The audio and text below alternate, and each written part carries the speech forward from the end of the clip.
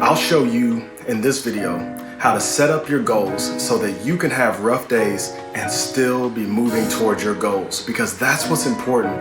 It's not perfection, it's progress. So you've set your goals for the year. You know the kind of person you want to become, and you're hitting on all cylinders. Then that first rough night hits, and boom, exhaustion sets in. You woke up late, your morning routine is thrown off, your diet's messed up because you couldn't pack your lunch, you don't feel like eating right anyways. You definitely don't have the energy to exercise because last night was so tough. What do? This is what matters. This is when we sabotage ourselves, and this is what we have to prepare for. In this video, I'll show you exactly why we struggle and how to set up goals so that when these kind of days hit, you can still press towards your goals, even if it's not a perfect day, even if it's a horrible, rough day, or even if you miss a day and get mixed up. So what you want to do is list out the minimum you would want to do even on your toughest or your worst days. So for me, I at least want to read my Bible. I at least want to spend time with my family. If my diet, my exercise, and a few of those things aren't a priority for that day, that's okay. If I can hit a couple of my diet goals, hit the protein goal, or if I can go for a walk, that's great.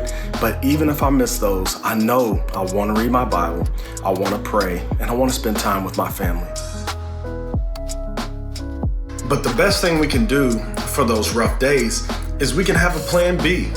So instead of having the full, 30-minute Bible time, you may have to have a 5 or 10-minute Bible time. Instead of eating the perfect diet and hitting your protein goal and hitting your carb and your fat goal, you may have to have a day where you're just making sure you're eating whole foods as much as you can get your hands on. Also, it's great if you commit to prayer, because once you realize what your minimum day is, once you have rehearsed gospel truths, it's so important and it's so good for you to continue asking God for supernatural help.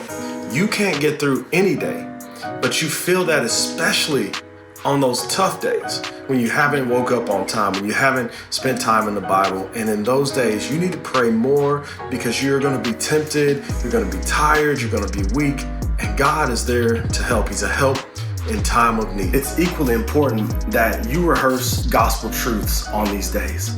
You've got to remind yourself of the love of Christ for you. As believers, we need to remember that Jesus died for us not when we were good, not on our best days, but while we were still sinners. Christ died for the ungodly. You need to remember that on days where you're struggling, where you woke up late, where you had a poor night of sleep, where you lashed out on someone, and just remind yourself, I've got to come to him. I need him, and he is looking down on me with affection and love, even in my toughest moments. And remember, on your worst days, it's okay if you only focus on 1 or 2 tasks that help you get towards your goals. I mean, we still gotta live, right? But we can fight to still push towards our goals, even on those tough days. It's okay if you struggle. Be free in the moment of struggle to still fight for what is best for yourself. Remember the 2-day rule, which means this: don't have 2 bad days in a row.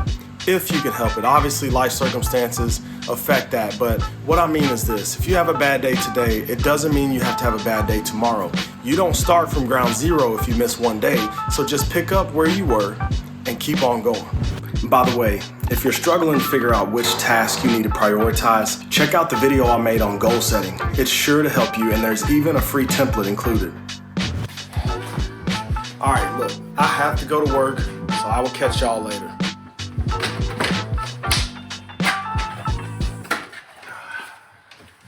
Might help if I got my keys first, right?